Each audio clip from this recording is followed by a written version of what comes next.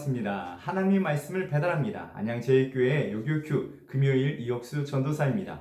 오늘 묵상을 보면요, 욥기서 11장 1절부터 11절까지의 말씀입니다. 함께 봉독하시도록 하겠습니다. 나아만 사람 소발이 대답하여 이르되 말이 많으니 어찌 대답이 없으랴. 말이 많은 사람이 어찌 의롭다 함을 얻겠느냐. 내 자랑하는 말이 어떻게 사람으로 잠잠하게 하겠으며 내가 비웃으면 어찌 너를 부끄럽게 할 사람이 없겠느냐. 내 말에 의하면 내 돈은 정결하고 나는 주께서 보시기에 깨끗하다 하는구나. 하나님은 말씀을 내시며 너를 향하여 입을 여시고 지혜의 오미함으로 내게 보이시기를 원하노니 이는 그의 지식이 광대하심이라. 하나님께서 너로 하여금 너의 죄를 잊게 하여 주셨음을 알라. 내가 하나님의 오묘함을 어찌 능히 측량하며 전능자를 어찌 능히 완전히 알겠느냐. 하나님보다 높으시니 내가 무엇을 하겠으며 수월보다 깊으시니 내가 어찌 알겠느냐. 그의 크심은 땅보다 길고 바다보다 넓으니라. 하나님이 두루 다니시며 사람을 잡아 가두시고 재판을 여시면 누가 능히 막을 소냐. 하나님은 허망한 사람을 아시나니 악한 일을 상관하지 아니하시는 듯하나 다 보시느니라. 아멘. 오늘의 말씀은요, 오해를 당할 때라는 주제를 가지고 함께 말씀을 묵상하도록 하겠습니다. 우리는 욥기서를 통하여서 말씀을 계속적으로 나누고 있습니다. 첫 번째 친구 대만 사람 엘리바스가 나오죠. 욥이 당하는 고난, 그것을 보면서 첫 번째 친구는 고난 받고 있는 그 모습을 보며 왜 죄를 숨기냐는 식으로 이야기를 하고 있습니다. 그래서 욥에게 회개를 해야 한다라고 이야기를 하고 있는 것이죠. 두 번째 친구인 수아 사람 빌닷의 친구가 이어지고 있습니다. 하나님께서는 정말 선한 일을 한 사람에게 선한 일을, 불의한 일을 행한 사람에게 불의한 일을 행하신다라고, 그렇기 때문에 욥이 당하고 있는 모든 죄악의 결과라고 이야기하고 있는 것이죠.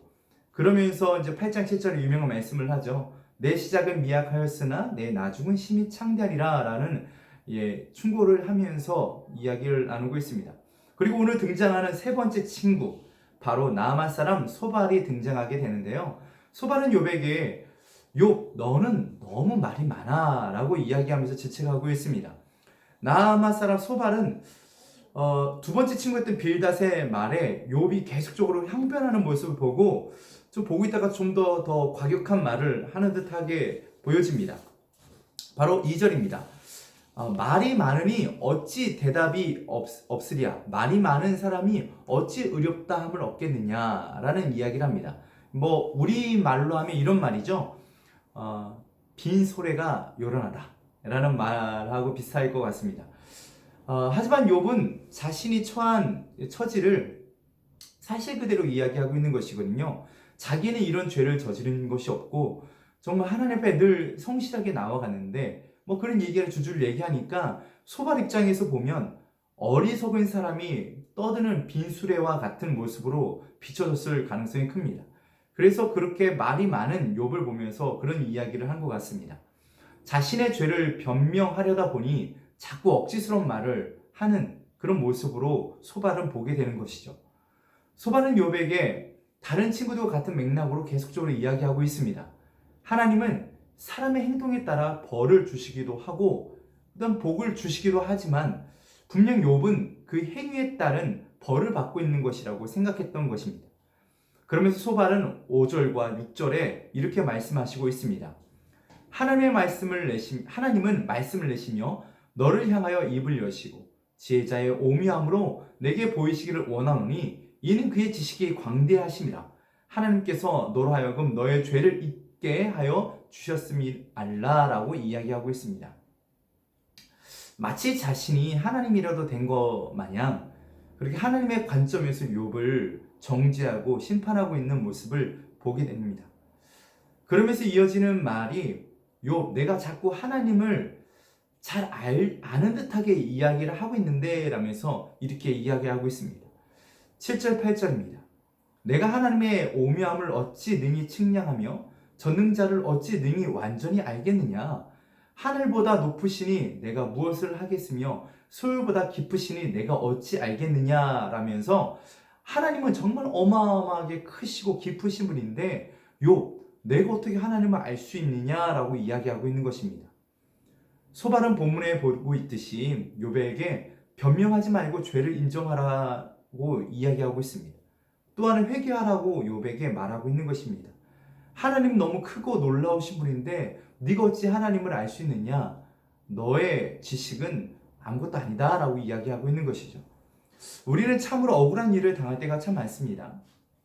내가 생각한 것이 그것이 아님에도 불구하고 다른 사람들은 그렇게 오해할 때가 있습니다.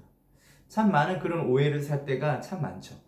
우리는 스스로 돌아봐야 합니다. 그리고 늘 죄악 가운데 빠지지 않고 하나님 앞에 늘 바로 서 있어야 합니다.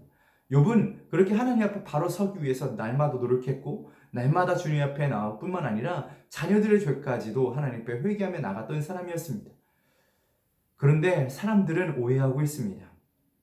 욥이 죄를 지어서 그 결과로 말미암아 지금 고통을 당하고 있다라고 이야기하고 있습니다. 우리들도 하나님 앞에 늘 바로 서 있어야 하지만 늘 죄악 가운데 빠지는 것을 우리는 잘 알고 있습니다. 우리는 우리의 죄의 결과를 받고 있는지도 모르겠습니다.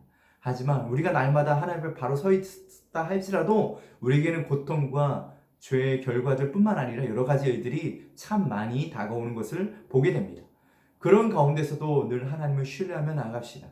늘 하나님 앞에 바로 서고 사람들 앞에 바로 서 있으며 날마다 올바르게 세워나갈 때 하나님께서는 그 나중에 모든 것이 합력하여 선을 이루게 하는 결과로 우리에게 보여줄 것입니다.